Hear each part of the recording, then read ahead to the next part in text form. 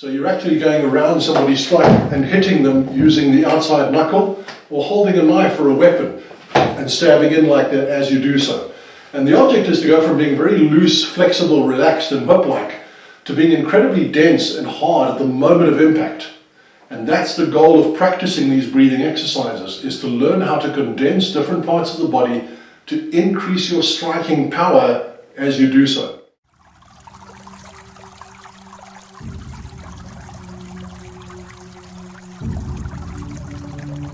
One more. Keep your focus on your palms and your fingertips, guys.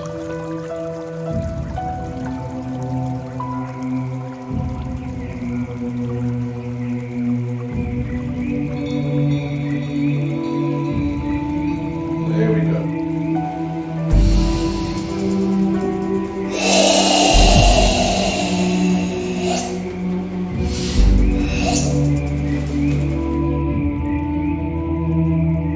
This is Wim Hof, also known as the Iceman. And Wim has done some astonishing things. He holds 26 world records for being submerged in ice.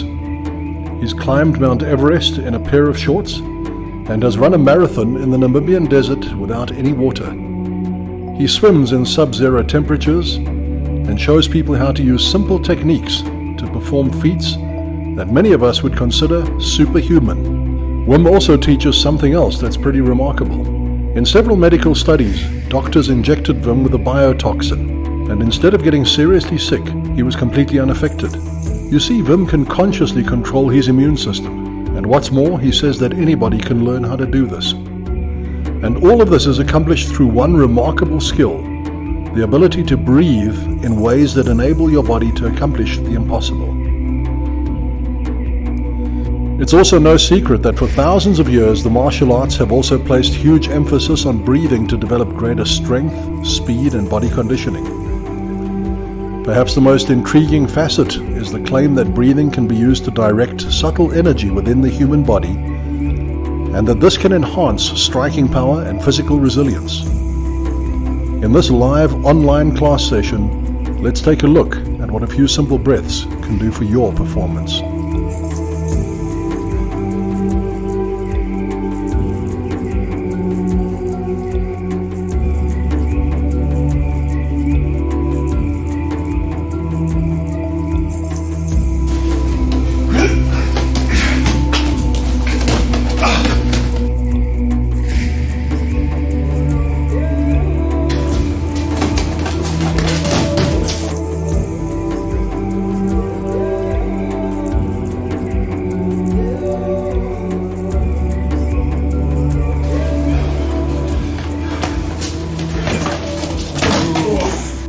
So I'm going to talk very quickly, and the purpose of this exercise is we're going to do a couple more squats together just to illustrate something very simple, and it has to do with packing oxygen into different parts of your body.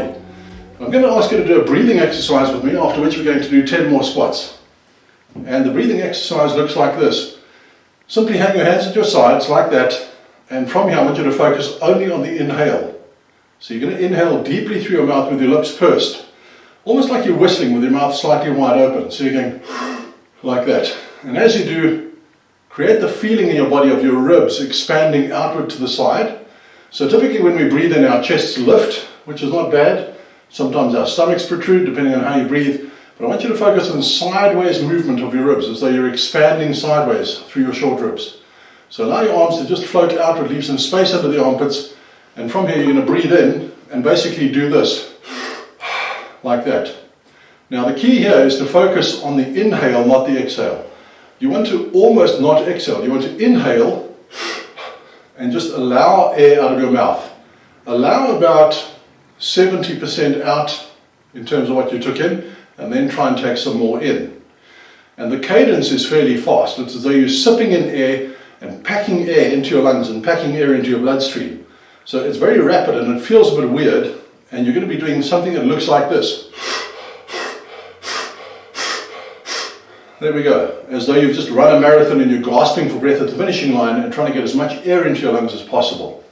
So I want for us to do 30 of those together. I must just tell you that if you do suffer from low blood pressure, or if you do feel dizzy or faint at any point, then just sit down. because this can leave you feeling a bit faint. Just be warned.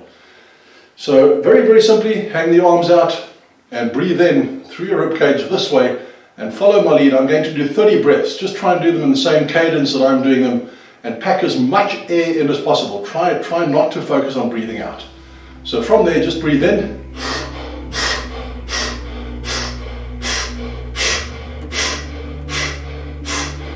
That's 10.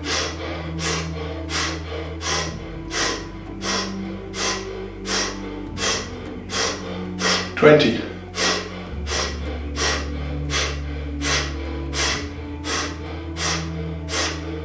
30. Now breathe all the way out.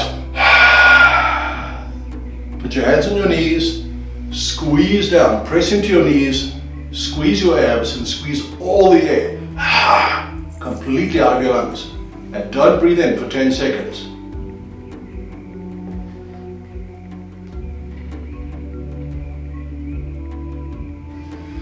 Take a deep breath in. What you've now done is you've packed oxygen into your lungs. It's a technique used by free divers. It's a technique that's been used by martial artists for ages. And to illustrate the effect it has in your body, we did 20 squats a minute ago. I want you to do another 10 squats with me. But I want you to hold your breath while you're doing the squats. So take a deep breath in, like this, and squat.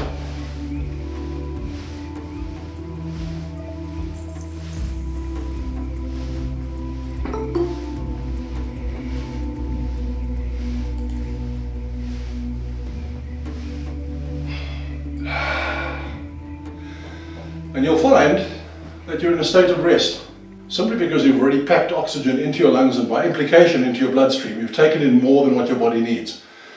Now that's not exactly the technique that we're going to be focusing on tonight, or the thread of discussion, but it provides a starting point. And I'm going to come back to it a bit later and tell you why it's so important in terms of what I'm going to share.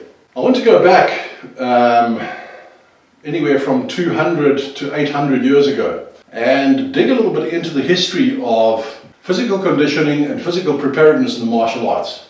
For those of you who've have a passing interest in these things, you'll know that there are basically two streams of martial art that have grown through the years. One is referred to as the external martial arts, one is referred to as the internal martial arts. The external martial arts are the ones that rely on external force, the ones that require a great deal of physical strength, and only that. In modern terms, an external martial art would probably be something like MMA, boxing, probably Muay Thai, Greco-Roman wrestling, that kind of thing. Internal martial arts are known as internal martial arts because they place an emphasis on what goes on inside the body, rather than just the expenditure of muscular strength and force. So internal martial arts are typically aligned with or associated with things like Tai Chi, things like Aikido, to a certain degree Judo, although it's very physical and very requires power and expends power, is also a kind of internal martial art. Internal martial arts follow the philosophy or the belief that if you're keenly aware of what's going on inside your own body, you're able to do a couple of things that a normal human being can't do on an everyday basis without knowing how. If we look at the history of the martial arts and we look particularly at what the internal martial arts do, we discover some secrets, we discover some ideas in terms of how we can prepare our bodies very, very quickly to deal with an onslaught. We're in the Krav Maga context. We're not in the business of doing flowing fancy martial arts, generally speaking. Our job is to prepare for self-defense, and self-defense is very quick. Usually it's very ugly, it's untidy. It offers no time or opportunity for any of the fancy ribbon waving, if I can call it that, of the traditional martial arts. But we've got to be careful not to throw the baby out with the bathwater, for the simple reason that the internal martial arts and the traditional ones by implication offer us insights into ways to become stronger and tougher very, very quickly. And I'll explain that sequentially. If we go back several hundred years, beg your pardon, and we look at the origins of a martial art like Tai Chi, it is said that Tai Chi is the kind of granddaddy of a lot of the modern martial arts. And as I've said before in some of the classes, if you look at some of the movements encoded into them, are some highly sophisticated principles and practical techniques that you can even see being used in Krav Maga. You can see them being used in pretty much every martial art. But that's not to say that Tai Chi is unique in that respect, because every martial art has echoes or mirrors parts of other martial arts. We're all human, we can only move in a certain number of ways. It's inevitable that there will be a spillover or a mirroring of techniques. What the internal martial arts do very successfully, though, is they teach us how to move the body as a unit, and how to, if I can express it in the classical terminology, please bear with me here, they talk about moving energy around the body. Now you can look at that on two levels. You can either look at it on an esoteric level, and that's perfectly fine. You know, for the folks who want to go the whole hog and kind of dig into that, you know, the Chinese speak about a biological force, a biological mechanism which they call qi, and qi is it's a kind of, it's not electromagnetic, but it is electrical in nature. It runs through the body. And they are of the belief that certain disciplines like Tai Chi and Xing Yi and Pakua and certain forms of meditation can teach you how to move the energy around your body for different purposes. Now that's a hotly contested topic, because I've seen some astonishing things. I've also seen people who profess to have these powers make absolute fools of themselves on TV and elsewhere, where they can't reproduce this, or they, you know, try and use it in a fight and get beaten up horribly because they can't summon it at will. That notwithstanding, the theory is there, and it's there for a reason. It's been there for hundreds of years, probably thousands of years. So if we look at that from one perspective and we say, okay, it's a traditional martial art or martial arts principle that we can move energy around the body. How do we analyze it? How do we unpack it? How do we make sense of it? If we look at it in, can I call it modern scientific terms, although I believe science hasn't yet discovered all the answers that have to do with that. There are certain things that become evident when we work on focusing concentration through different parts of the body. Scientists have realized that the mind plays an incredible role in preparing the body to do different things and to make the body resilient against certain things. And I'm not just talking about the physical things like adrenaline. I'm talking about something far more subtle and far more powerful. The mind has direct impact on different parts of the body. Deep subject, we'll go into that another time. But for example, if you focus on a particular task, if you're an arm wrestler, you're a pro arm wrestler, and you sit down at the arm wrestling table and you grab the other guy's hand, scientists have wired these guys up to see what happens, and it's astonishing. There's increased blood flow to the muscles that are going to be worked. There's an increased amount of what they call muscle spindle activation, which is a very subtle process that involves the nervous system, and it involves a feedback mechanism from the sheath or the fascia around the muscle. Increased neuromuscular facilitation, more nerves are activated within that area instantly. And I believe that on a certain level the traditional martial artists were aware of this. Let's quickly put this in context. We're going to do some exercises together tonight, you guys. I'm going to invite you to do a couple of simple movements with me to illustrate what's happening inside your own body so you can feel it for yourself. It's not something, I can talk and talk, and it's cute theory. But until you try this and you actually feel the effect it has in your own body, you won't be fully convinced of it.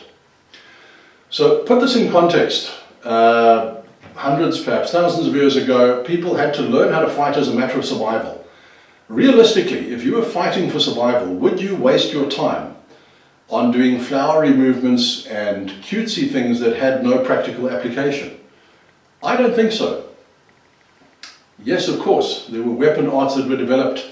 There were some highly physical external martial arts that were developed, but along from those, and possibly before those, the internal martial arts, the soft martial arts, were in existence. And we have to ask ourselves why. Natural selection says that if something serves no purpose, it dies out. These things haven't died out.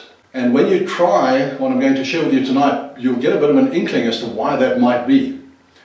Why do we see martial arts forms or katas where they talk about concentrating force or concentrating focus or extending energy to an opponent? My long-suffering wife, Jen, often says to me as a matter of life principle, where focus goes, energy flows. And of course that has to do with, devoting yourself to a task and getting things done.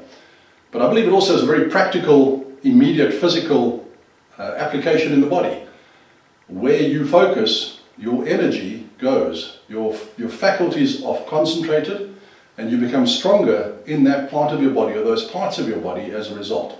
So we're going to do 2 simple physical exercises tonight that I want you guys to follow along with, and please indulge me. If you can, please try this. It doesn't require a huge amount of effort. It just requires some concentration and a willingness to have a bit of an open mind and feel this for yourself. In Tai Chi, they speak about it being an internal art. What does that mean? It means that you're moving around on the outside. And I'm sure we're all familiar with the Tai Chi form, where you see people, doing these graceful things under the trees.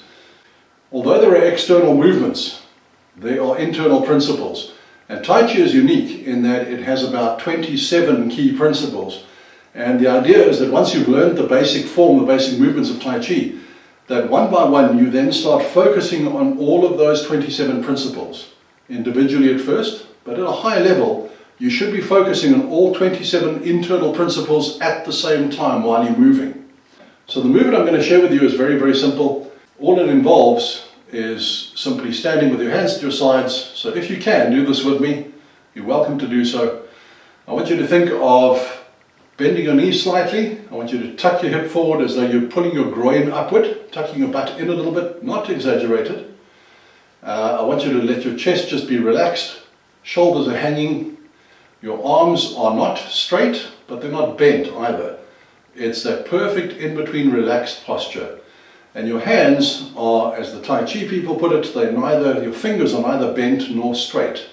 They're at that point exactly in between where somebody would look at you and go, okay, his hand's not straight, but it's not bent either. So that kind of easy, relaxed, open feeling, fingers slightly separated like that, and down at your sides, or just sort of in front of your thighs with your palms facing you. And here's principle number 1, just in standing like this. Principle number 1 is, I want you to think of somebody grabbing a hair on the top of your head. I don't have any, but imagine there's a hair or a string tied to the crown of my head, and they're pulling up by that string, and I'm relaxing and hanging off the string. I want you to just try that. Stand like that. Imagine somebody grabbing a hair on the top of your head, right at the crown, and now, while that stays there, just hang off it. Now, we're going to do a very simple movement from here, and this is the starting movement of Tai Chi. From there, keeping your knees bent and just hanging off that thread on your head, I want you to slowly raise your hands up to the front, like a zombie, to about shoulder height, and from there let them float back, and once they've come back to within about 10 centimeters of your shoulders, just let them sink straight back down again. The key to doing this is breathing. So as we allow the hands to raise, we breathe in very slowly through the nose. A slow baby breath. We pause the breath as the hands come in, and we exhale as the hands go down. The key here is to try and do this as gently as possible. You don't want to think of lifting your hands. You want to think of your hands as being lifted.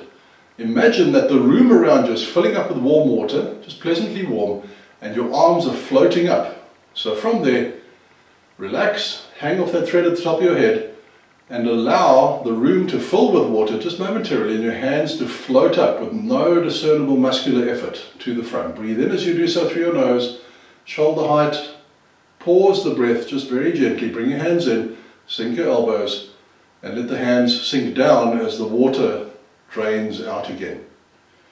I'm going to do 3 more. I'm going to stop talking. I want you to do them with me and be conscious of what you are feeling as you do that in your hands.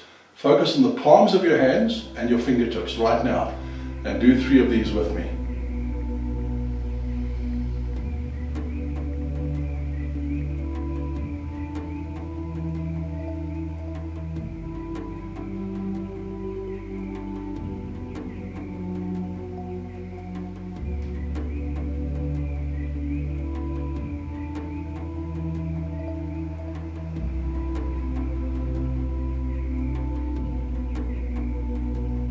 One more. Keep your focus on your palms and your fingertips, guys.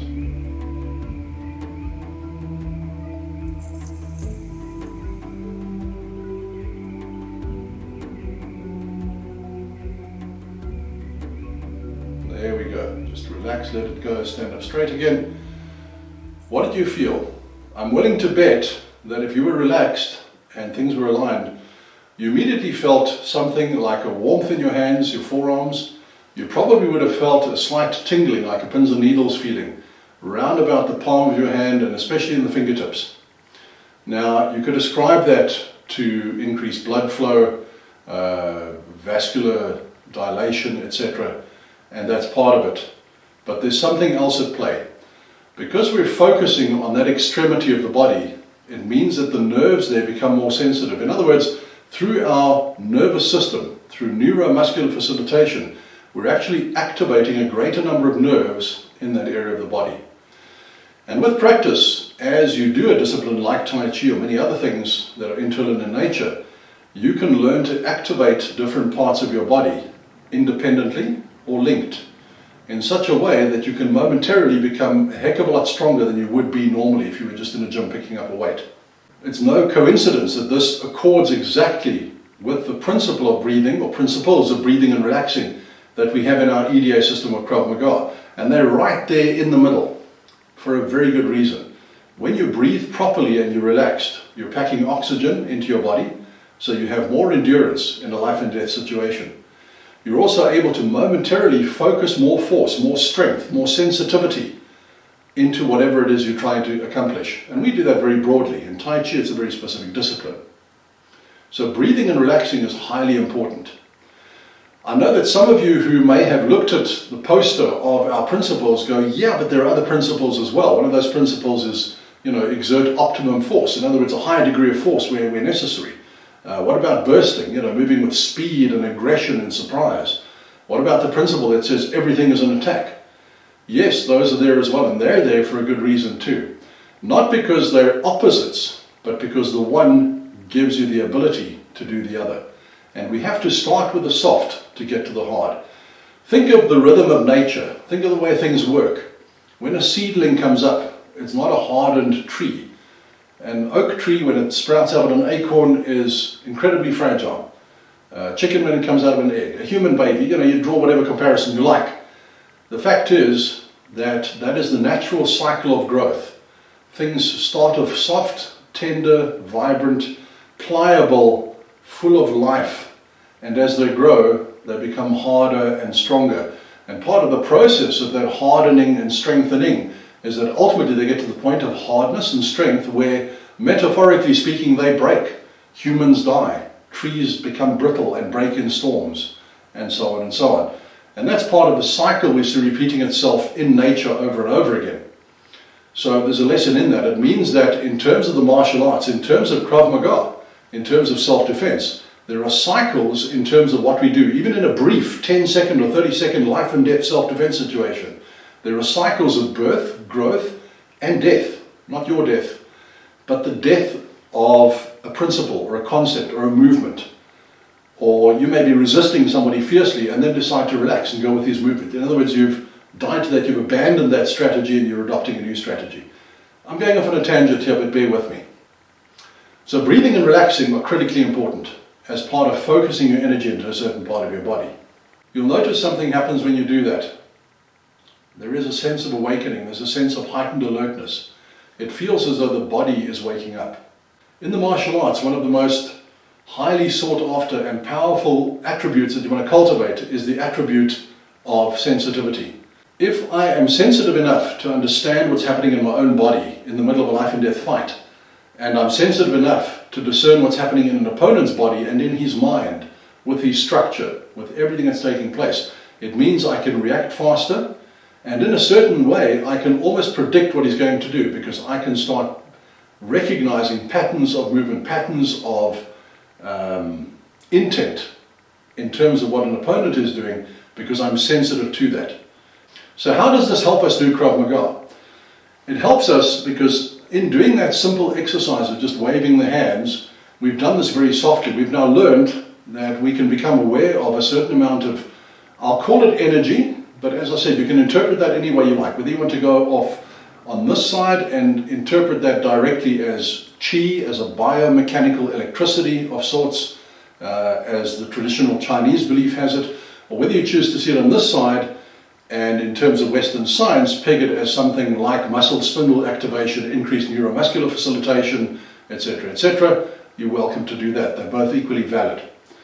So if I've learned how to do that, I'm aware of it, how do I now make use of it? How do I take that thing and turn it into something usable for hitting someone else or parrying a strike or whatever it is? The answer is, I compact it. So if you think of steam coming out of a kettle, it billows, it goes all over the place. And that's what these movements are like. They're developing the ability to boil the kettle. We're learning how to move the body, it's a study on its own, but you learn how to move the body in ways that are rhythmic and slow and relaxed. And that's why we kind of make fun of Tai Chi, because we see old people under trees doing these movements and looking very graceful, and we think it's cute, but utterly useless for anything other than, socializing with old people. But the fact is, it's a magnificent way of learning how to get in touch with every part of your body and learn how to move with sensitivity and have a huge amount of internal awareness. Once we can do that to a degree, and we're going to do it in a very small degree tonight, we're focusing really on the hand, wrist and forearm, that's it.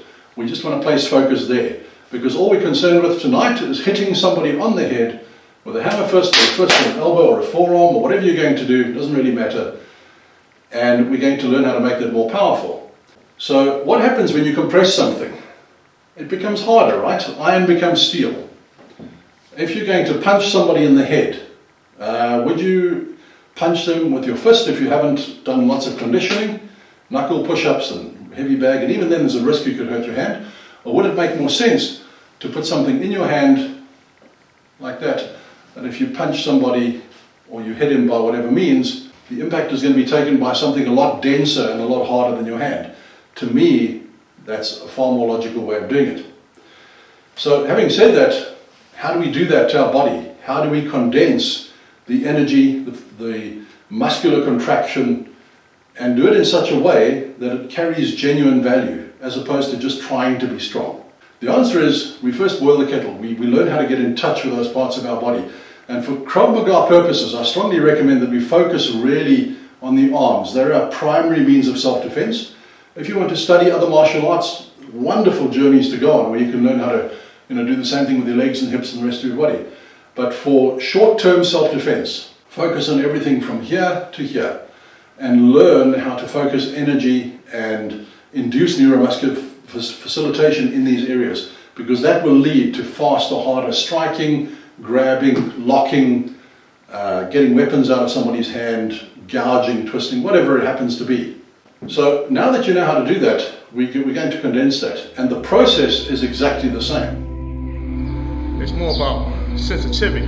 Yeah. So the form is teaching you to learn more about your body. So that's why you do the form. So our style, we start when you train. So sanchu first. This means make your fist. It's a more good energy comes inside your body.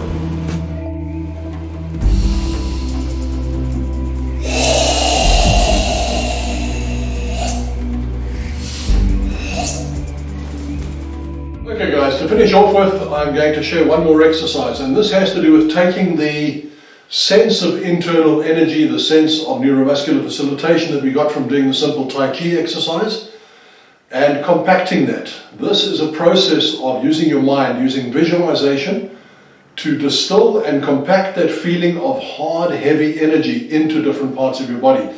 The technique I'm going to share with you comes from Goju-ryu karate, Okinawan karate, which I studied extensively as a youngster. In that system of karate, they have a method of breathing which they refer to as compaction or bottle breathing. It's best expressed in one of the forms of the katas known as sanchin.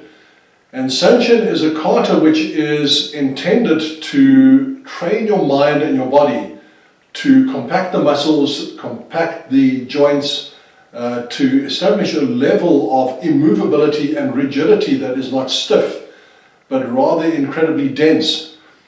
And I'm going to share three simple movements from that kata or that form, which will help you take that loose, expansive feeling that you've gotten from the Tai Chi and the awareness of different parts of your body, and to compact that. And I'll explain exactly how that can help you.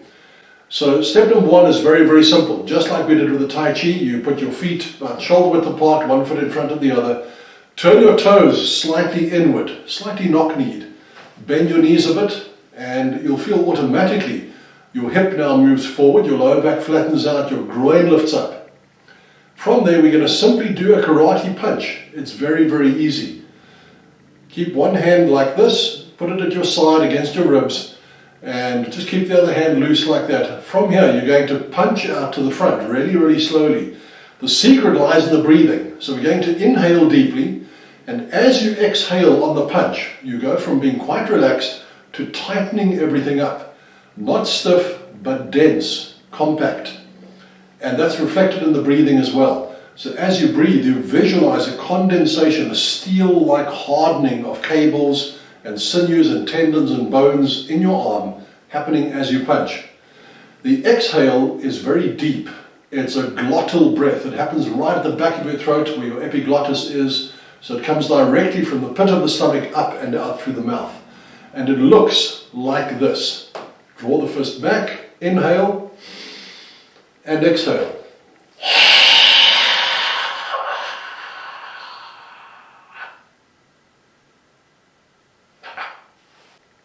The idea is to feel the tightening happening all the way through your body. You'll feel your hips tighten up, your legs involuntarily tense. As you reach the end of the punch, your fist will involuntarily tighten because of what's happening in your diaphragm. Your rectus abdominis, the two rope-like muscles that run underneath your abs, from your rib cage down to your groin, you'll feel those tighten up. It's almost a sensation as though you're about to throw up. It's that kind of feeling. And as you do so, the goal is not to focus on muscular tension, but to focus on concentrating breath, concentrating energy into that part of your arm or your hand. There are two other ways of doing this as well, and they're taken directly from that kata. I'm not going to do any steps for the sake of this. Just try these with me. One of them you saw at the end of the punch, where you're simply bringing the hand back, and you're doing what looks like a typical karate block. You're bringing the hand back and doing that. So your pinky is in line with your shoulder. There's about a 90-degree angle in your elbow, and your elbow itself is just hanging very loosely and easily from your shoulder. In the karate application of that, it can be used as a block, but it's more often in Goju-Ryu karate used as a strike. So you're actually going around somebody's strike and hitting them using the outside knuckle or holding a knife or a weapon and stabbing in like that as you do so. And the object is to go from being very loose, flexible, relaxed and whip-like to being incredibly dense and hard at the moment of impact. And that's the goal of practicing these breathing exercises, is to learn how to condense different parts of the body to increase your striking power as you do so. So from here, we're going to breathe in. All the air is out. Now breathe in and breathe out again.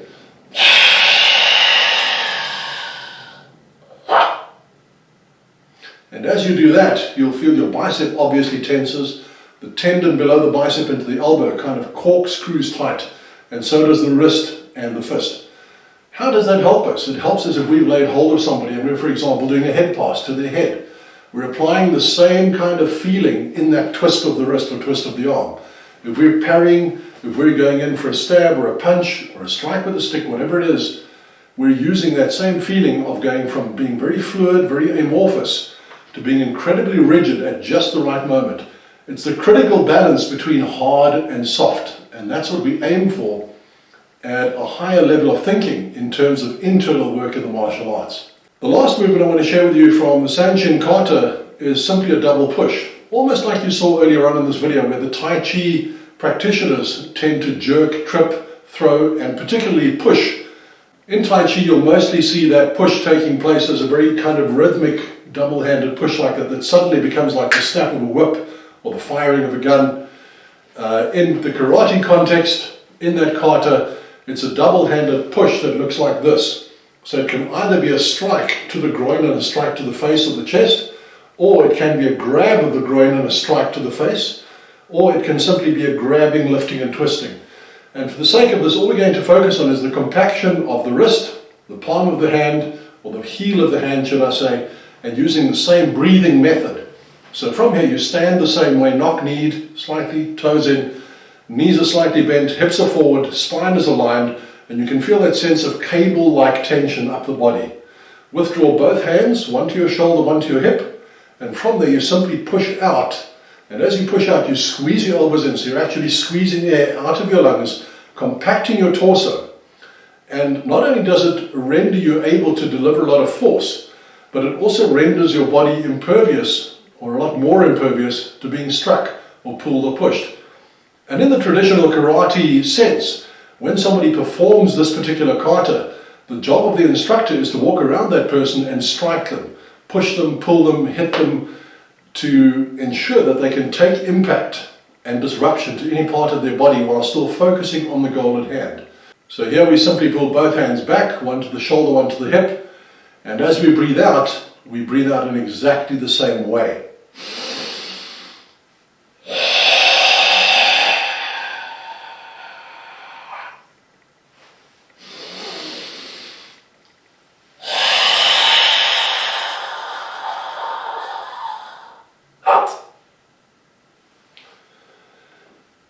How do we apply that principle of compacting breath?